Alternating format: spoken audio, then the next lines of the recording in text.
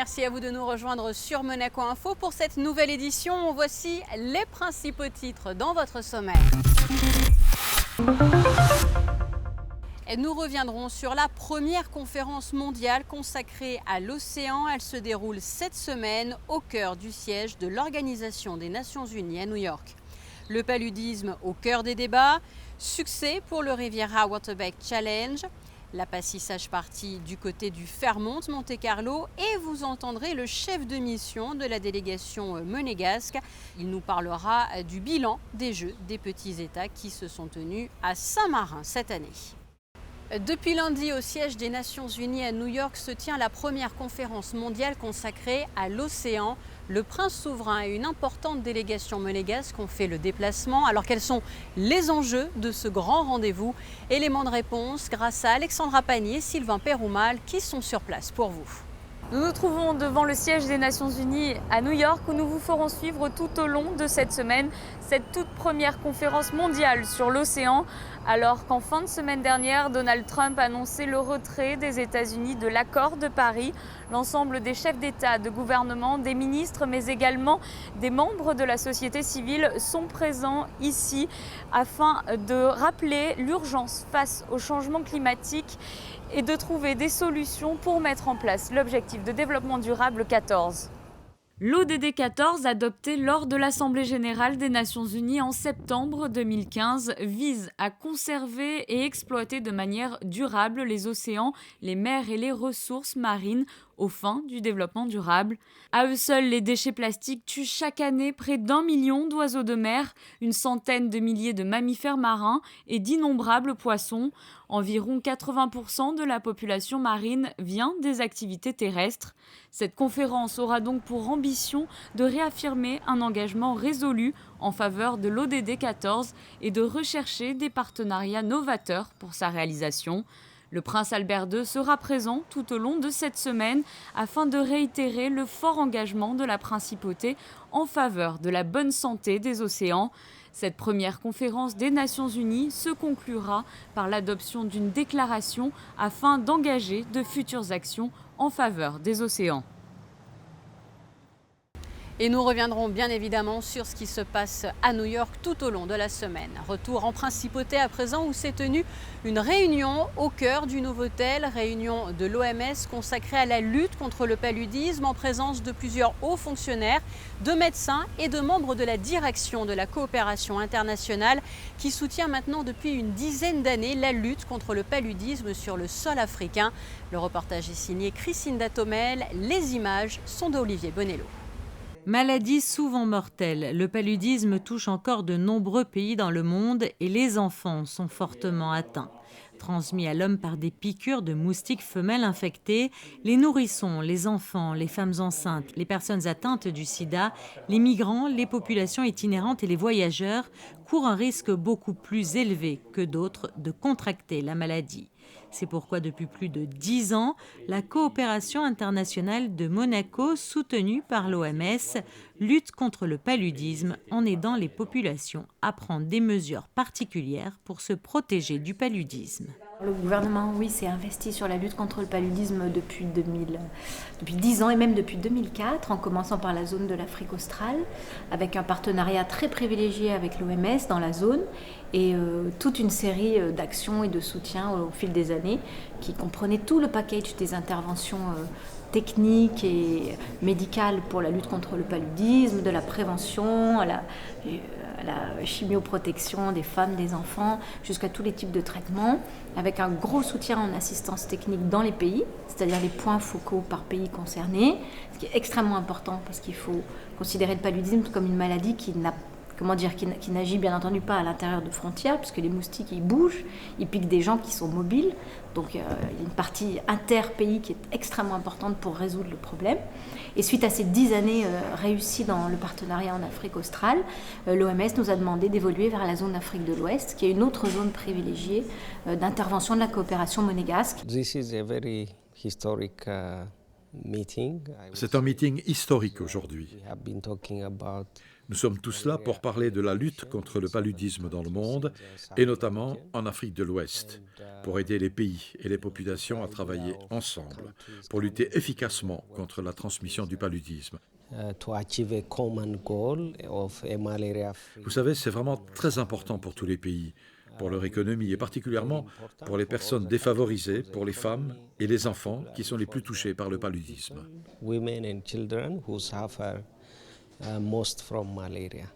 Les symptômes du paludisme apparaissent généralement au bout d'une quinzaine de jours après la piqûre de moustique et son diagnostic peut parfois être trompeur. Les premiers symptômes sont une forte fièvre, des maux de tête et des frissons. S'il n'est pas traité dans les 24 heures, le paludisme peut évoluer vers une infection sévère, souvent mortelle. Il y a un niveau de prévention qui est extrêmement important, qui est les moustiquaires imprégnés, dormir sous une moustiquaire imprégnée à longue durée. Ensuite, l'aspersion intradomiciliaire, donc des domiciles des personnes en zone à risque. Déjà, ça s'appelle la lutte antivectorielle. C'est déjà une très grosse partie de la lutte contre la maladie. Après, il y a des traitements préventifs pendant la saison des pluies. On donne aux enfants, aux femmes enceintes notamment, qui peuvent réduire également le taux d'incidence et ensuite de mortalité. Et enfin, vous avez tout ce qui est traitement pur et dur avec l'ACT, l'artémisine, et puis toute une série de traitements un peu plus sophistiqués.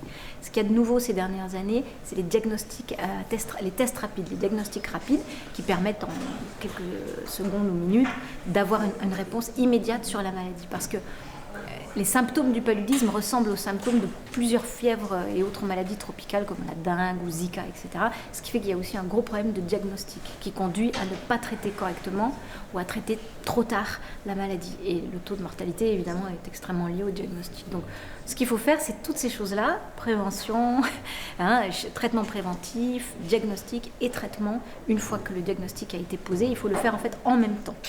Et selon les zones et les périodes de l'année, saison des pluies, très gros pic de paludisme, saison sèche, un petit peu moindre, et selon les zones du pays. Donc ça nécessite une action très coordonnée, avec quelque chose de central, même si ce n'est pas ce dont on parle le plus souvent, c'est la collecte des données, pour arriver à savoir dans un pays quelle est la zone la plus impactée, à quel moment, à quoi ça correspond comme phénomène climatique, etc., etc.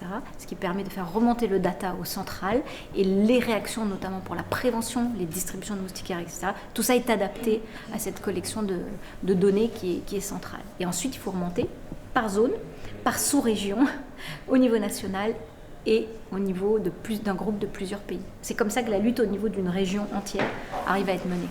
La lutte antivectorielle est donc le principal moyen de prévenir et de réduire la transmission du paludisme. En Afrique subsaharienne, région qui supporte 90% de la charge mondiale du paludisme, plus de 663 millions de cas ont été évités depuis 2001. Les moustiquaires imprégnés d'insecticides ont eu le plus fort impact, représentant, selon les estimations, 69% des cas évités grâce aux moyens de lutte.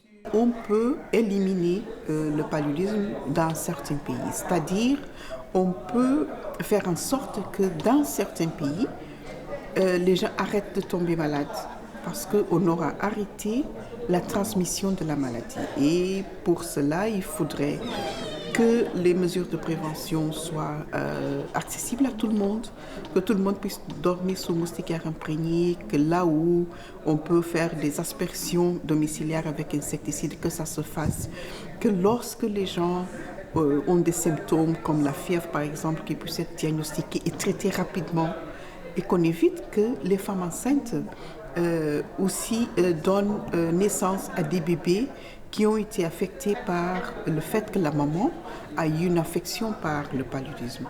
Cela améliore la santé, améliore l'économie, améliore la capacité des enfants d'apprendre à l'école et rend les pays beaucoup plus développés parce que les ressources qu'on investit pour la lutte contre le paludisme peuvent être investis dans la lutte contre d'autres maladies ou même dans des projets de développement dans les pays d'Afrique. Donc les pays qui sont là pour cette réunion sont des pays qui ont montré un potentiel à éliminer le paludisme.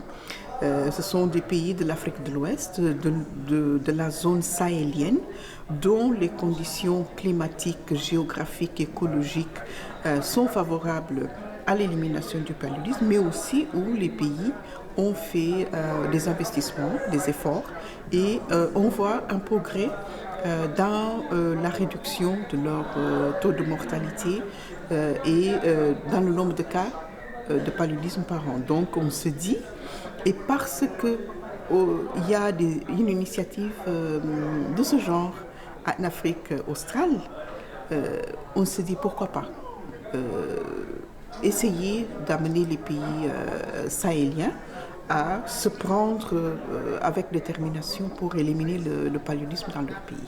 Selon les derniers sondages, près de la moitié de la population mondiale serait exposée au risque de contracter le paludisme. En 2015, 91 pays étaient confrontés à une transmission continue du paludisme et un enfant dans le monde en meurt toutes les 2 minutes. L'Organisation mondiale de la santé appelle donc aujourd'hui à accroître les efforts visant à prévenir le paludisme et à sauver des vies. L'événement du week-end qui vient de s'achever avait lieu sur l'eau en Principauté, mais aussi bien au-delà puisqu'il a débuté du côté de Nice. Il s'agissait du premier Riviera Waterbike Challenge organisé par la Fondation Princesse Charlène. Alors quels ont été les temps forts de ce rendez-vous? Je vous propose de découvrir notre reportage. Nous sommes le samedi 3 juin. Au Yacht Club de Monaco, l'atmosphère est studieuse, la concentration est extrême et pour cause. Tous les participants sportifs de haut niveau, encore en activité ou à la retraite, mais aussi amateurs, écoutent avec attention le briefing qui précède la première édition du Riviera Waterbike Challenge, organisé par la Fondation Princesse Charlène. Une course relais sur l'eau, un événement fédérateur puisque 10 équipes ont pu voir le jour. Des équipes qui tiennent à encourager les actions de la Fondation et qui ont pu s'entraîner sur ces Shuttlebikes, vélos aquatiques très sophistiqués dans la baie de Monaco. Ces waterbikes, s'ils forcent de trop dans le mouvement, le waterbike s'enfonce et ralentit. Donc il faut trouver la glisse. C'est un rythme régulier. C'est pas grave si on est léger ou lourd. C'est juste trouver la glisse pour que le rythme soit régulier et que le waterbike avance vraiment d'une manière simple et lisse. Alors que ces waterbikes sont acheminés peu à peu vers Nice pour prendre le départ du challenge, les participants peuvent parler au Yacht Club de leur préparation dans une ambiance conviviale en cette veille de compétition. Dimanche 4 juin, peu avant 10 h, changement de décor, le Yacht Club de Monaco se trouve désormais à une vingtaine de kilomètres. Nous sommes du côté des plages Beau Rivage Nicaïa de Nice. Avant le départ, moment d'émotion autour de son Altesse Sérénissime, le prince Albert II et du maire de la ville, Christian Estrosi, pour cette minute de silence à respecter en hommage aux victimes des attentats qui ont frappé Londres dans la nuit.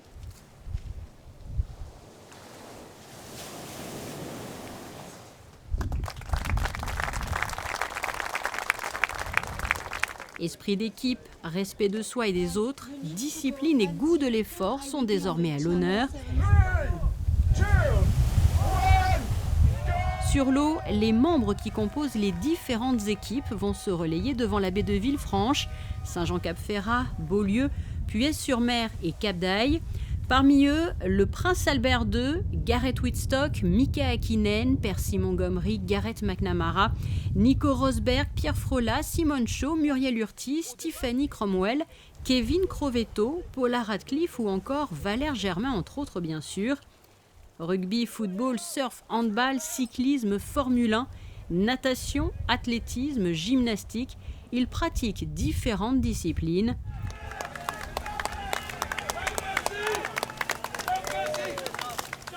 Peu après 12 h, l'équipe qui arrive en tête franchit la ligne d'arrivée.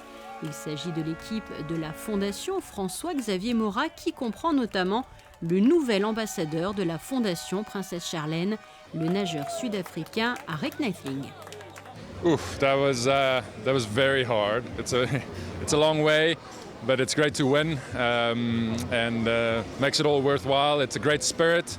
Everybody's having a lot of fun and very supportive and really, I think this event has a lot of potential to grow into even bigger thing.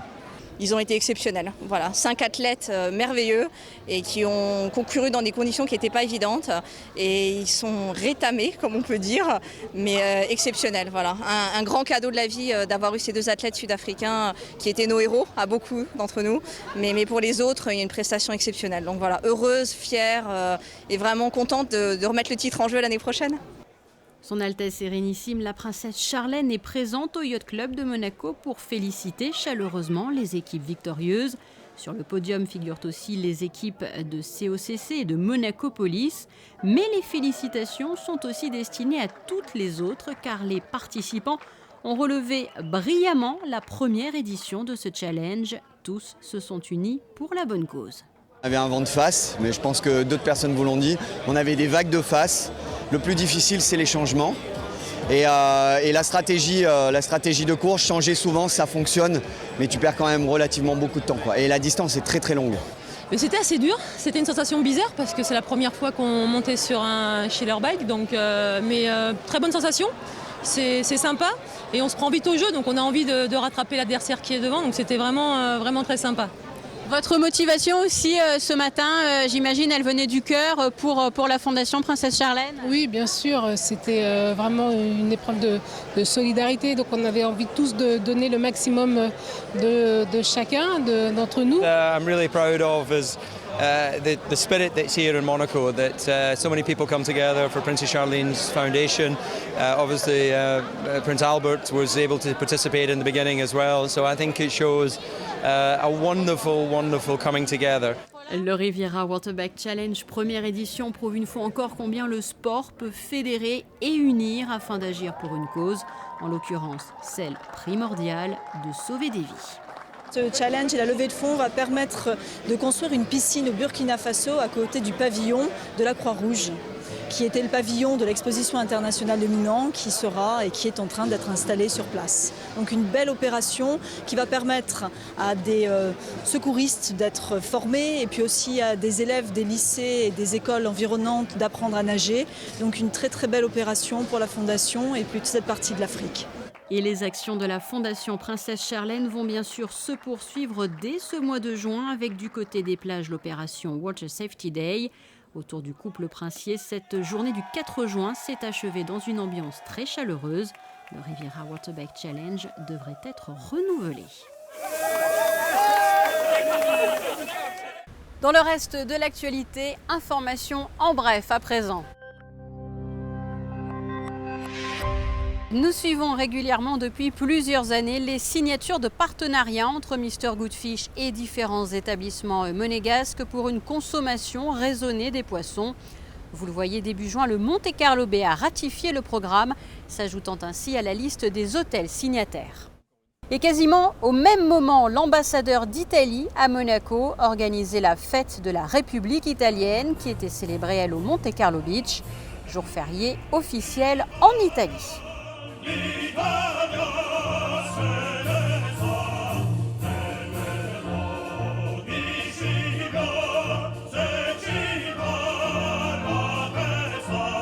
Du côté du Parc Palace, l'inauguration d'une toute nouvelle galerie, elle porte le nom de Fabrizio Moretti et propose une exposition en collaboration avec Sotheby's intitulée Glazed, The Legacy of the Della Robe.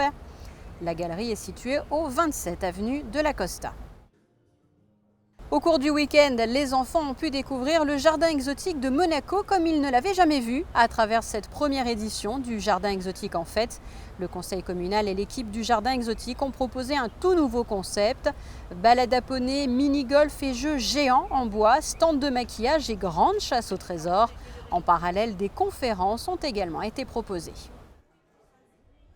Coup de projecteur à présent sur cette double exposition qui est proposée dans le quartier du Larvoto où nous nous trouvons au cœur de la Villa Sauber. Saada Nafif et Casper Akodj sont à l'honneur, comme vous l'explique Patricia Navarro dans ce reportage.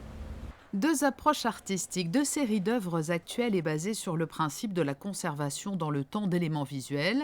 La Villa Sauber ouvre ses portes à deux artistes dont le travail s'inscrit dans la durée. Saada Nafif, tout d'abord, offre une réflexion autour de l'une des œuvres les plus controversées et les plus commentées de Marcel Duchamp, Fountain. un urinoir renversé dont on fête le 100e anniversaire de la création. Depuis 9 ans, Saadane Afif amasse des livres et magazines reproduisant cette fameuse fontaine. Tous ces témoignages sont devenus une œuvre à part entière. C'est vraiment une œuvre hobby, j'appelle ça une œuvre hobby. J'ai commencé gentiment à collectionner des livres dans lesquels je trouvais une reproduction de cette fontaine.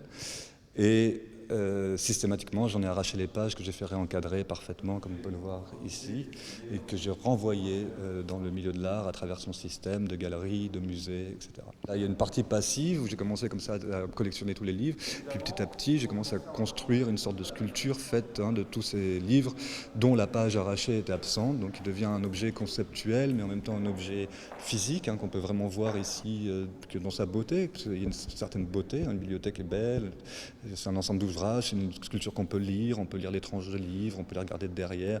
C'est une qualité aussi en soi et ça devient une sorte de chose un peu monumentale, un monolithe comme ça.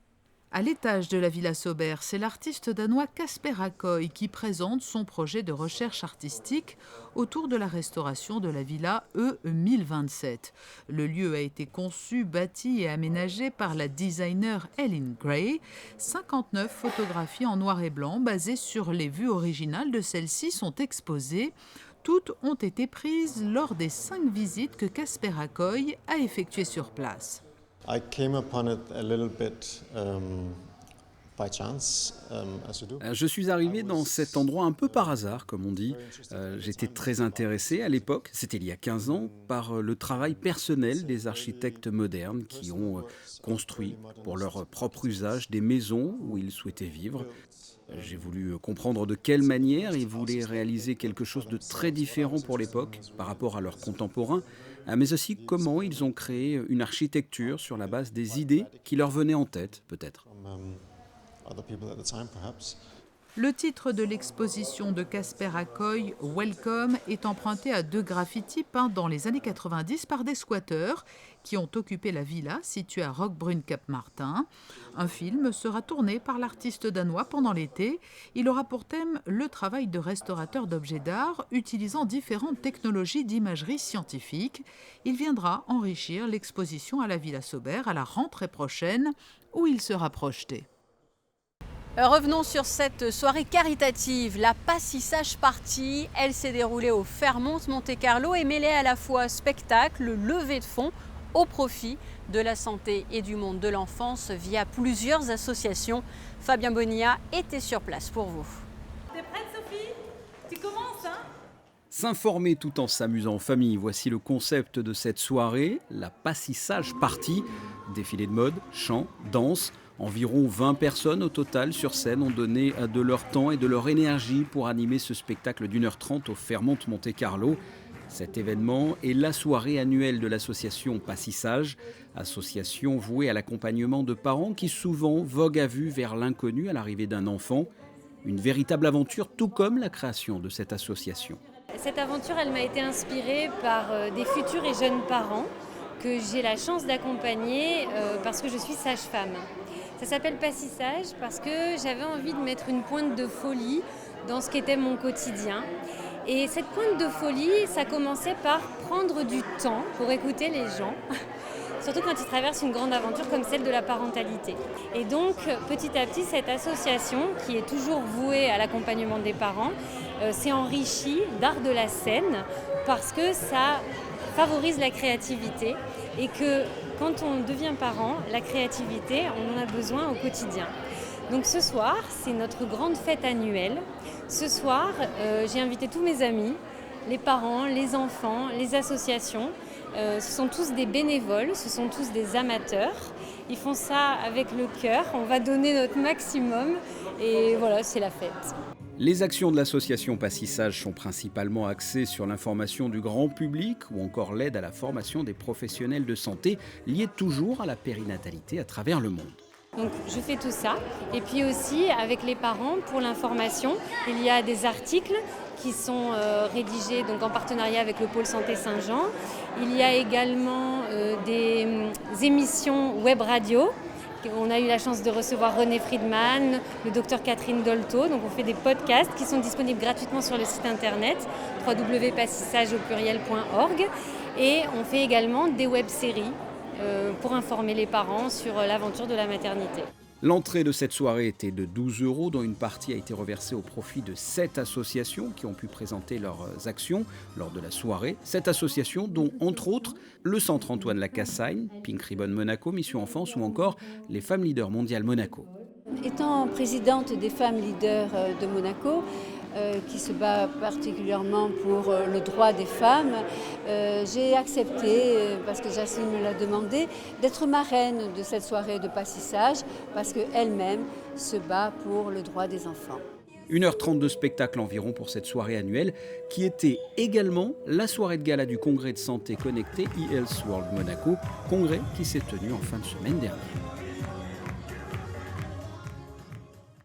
Tout au long de la semaine dernière, les équipes de Monaco Info présentes à Saint-Marin vous ont fait vivre les Jeux des petits États et en particulier, bien évidemment, les différents parcours des Monégasques. À l'issue de ce journal, ne manquez pas d'ailleurs un magazine complet consacré au bilan de ces Jeux. Mais en attendant, dans votre journal, eh bien, écoutons Raymond Nutti, le chef de mission de la délégation monégasque. Il dresse le bilan de ces Jeux. Le bilan est bon puisque nous améliorons notre total par rapport à l'Islande avec une médaille de plus et un total de 34 médailles, soit 8 médailles d'or, 10 médailles d'argent et 16 médailles de bronze. Et nous améliorons également notre total de médailles d'or puisque nous avons une médaille d'or de plus qu'en Islande. Et nous conservons surtout notre 5e rang des pays au niveau des médailles d'or, mais au niveau du total des médailles, nous sommes fiers d'être 4e pays sur les 9 pays des Jeux des petits États d'Europe. Vraiment, ça fait des années que vous êtes le chef de mission de cette délégation de Monaco. C'est vos derniers Jeux aujourd'hui. Quel souvenir vous garderez de toute cette ambiance des Jeux des petits États? En effet, ce sont mes 12e Jeux. Ça fait 22 ans que je participe à cette manifestation. Alors, je ne vous cache pas qu'à la fin de la cérémonie tout à l'heure, j'ai eu quelques petites larmes qui m'ont échappé parce que c'est une partie de ma vie de sportif qui s'arrête. Mais je crois que ça a été une des plus belles expériences que j'ai pu avoir. J'ai côtoyé des jeunes, des moins jeunes, mais surtout des gens formidables. Tout ça grâce au comité olympique de Monaco. J'en suis très heureux. C'était quelque chose d'un cadeau extraordinaire qui m'a été fait et je pense que je ne l'oublierai jamais. Voilà pour l'essentiel de l'actualité. Passons à présent aux effets du ciel pour les jours à venir. Mercredi, ciel bleu, de rares nuages, un vent plus faible que le jour précédent. Jeudi, soleil et quelques nuages isolés, comptés de 21 à 26 degrés pour les températures. Vendredi, une très belle journée, un temps chaud jusqu'à 27 degrés pour les maximales. Samedi, temps aussi ensoleillé et aussi chaud que les jours précédents. Et dimanche, prolongement de la période de temps sec, beau et chaud.